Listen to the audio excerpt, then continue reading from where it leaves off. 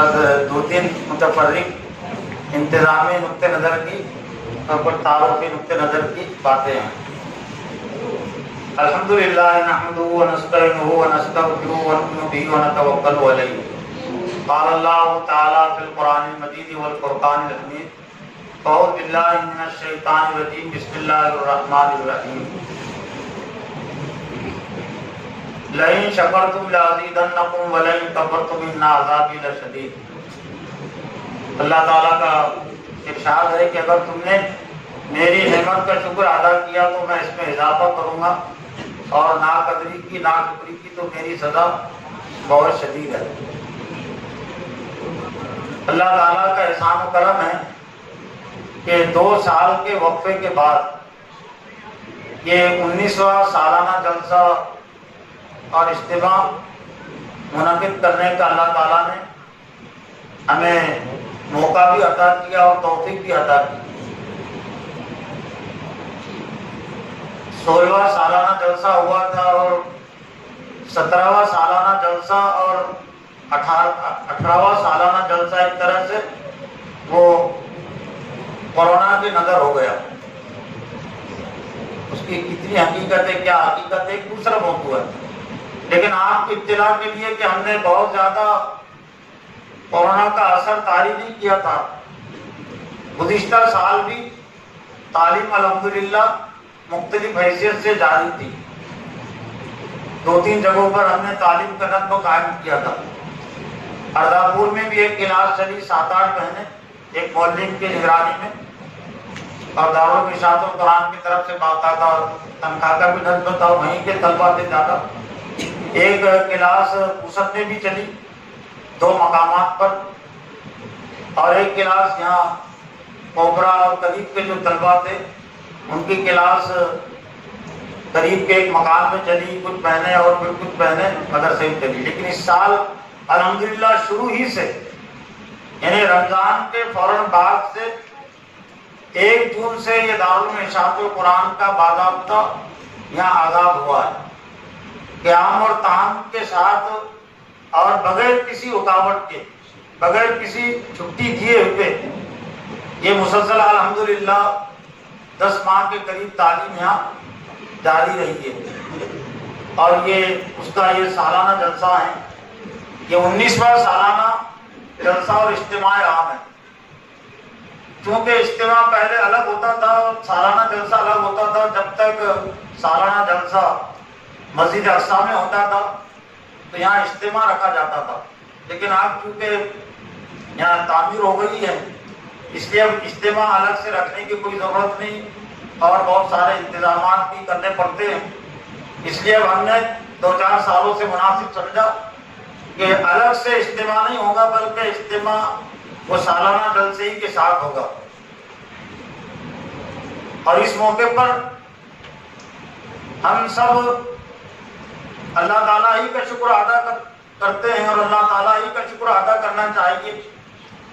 یہ لوگوں کا تعاون یہ تو ایک ذریعے کے طور پر ہوتا ہے، لیکن بہرحال جن حضرات کا تعاون ہے وہ بھی قابل قدر ہے۔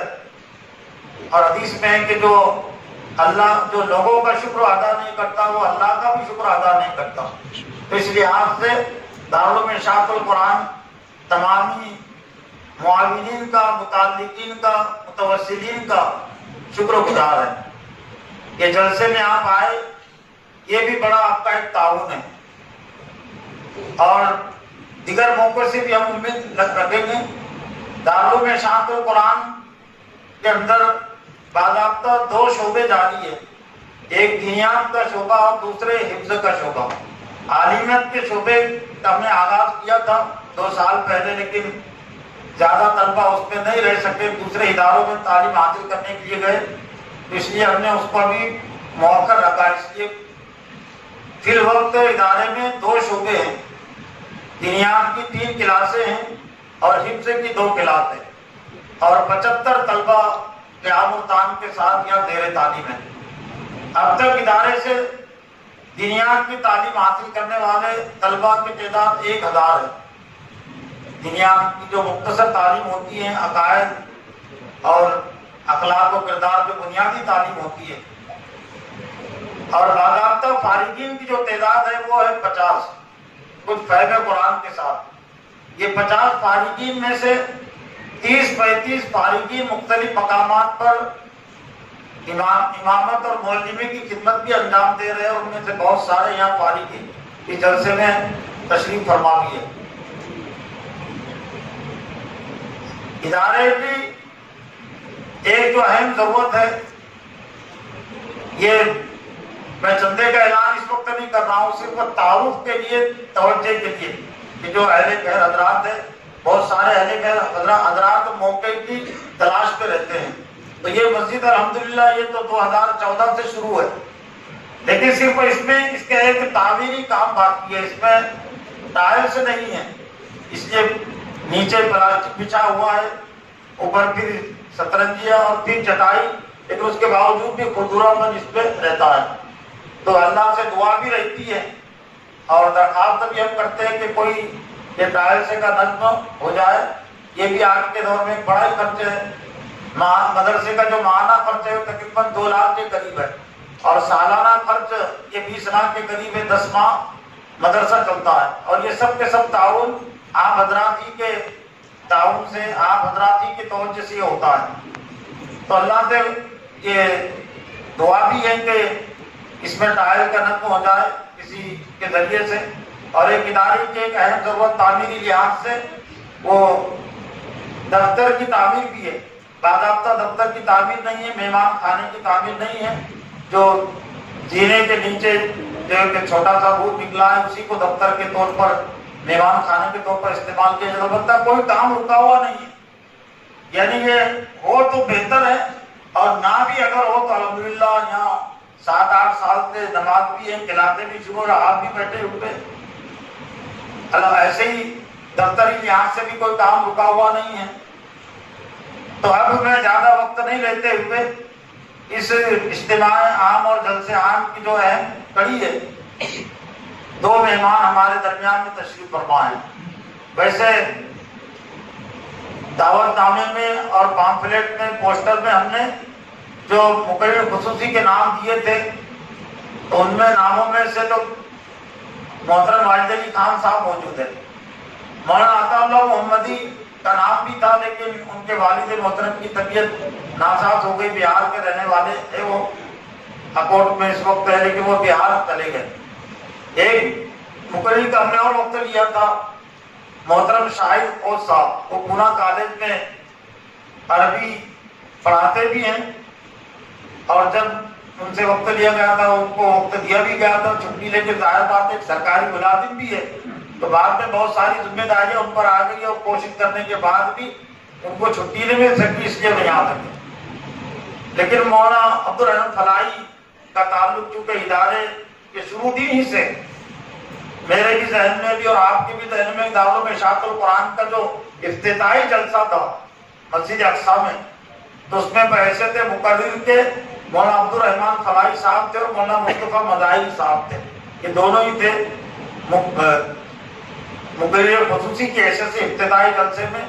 اور یہ بھی کچھ عائد بات ہے، اس نے اتفاق کے 19ویں جلسے عام میں بھی مقرر خصوصی کے طور پر ان کا وقت ملا ہے، اور میرا اپنا احساس یہ ہے کہ 2 جو مہمان ہمارے نہیں آ سکے، ان دونوں مہمانوں کی طرف سے مولانا محترم کی آمد کی وجہ سے بھرپائی ہو گئی۔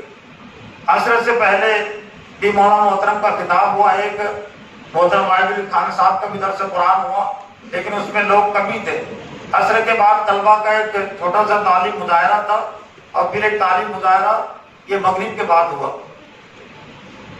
وقت کے لحاظ سے 10 بجے کا وقت ہم نے دیا تھا، لیکن معمول کے مطابق ذرا کھانے کے نظم میں ہم نے تبدیلی کی، اور بھی لوگوں کی طرف سے مشورے آئے تھے کہ مغرب اور عشاء کے بیچ کا جو وقت ہوتا ہے یہ بہت اہم وقت ہوتا ہے، لیکن وہ ابھی تک وہ کھانے کے انتظام ایک طرح سے نظر ہو جاتا تھا، اس لیے ہم نے کھانے کا جو نظم رکھا اس موقع سے سبھی کے لیے۔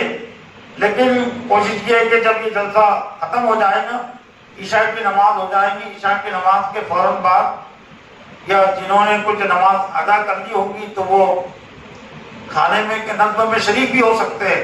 بہرحال مولانا صدر جلسہ کی تقریر ابھی ہونی ہے، مولانا عبدالرحمن فلاحی صاحب کی اور محترم वाहिद अली खान साहब की, और जो वक्त दिया गया तो इंशाल्लाह वो वक्त के अंदर ही ये जलसे का इख्तिताम भी हो जाएगा। मोहतरम वाहिद अली खान साहब भी हमारे बहुत पुराने मेहमान हैं, एक तरह से रजिस्टर्ड मुकर्रिर भी हम कह सकते हैं कि जितने अभी तक इज्तिमा हुए हैं यहाँ, तो हर इज्तिमा में उनका नाम रहा है और आज के इज्तिमा में भी है। मोहतरम वाहिद अली खान साहब से गुजारिश है कि वो अपने मुख्तसर किताब का आगाज़ करें।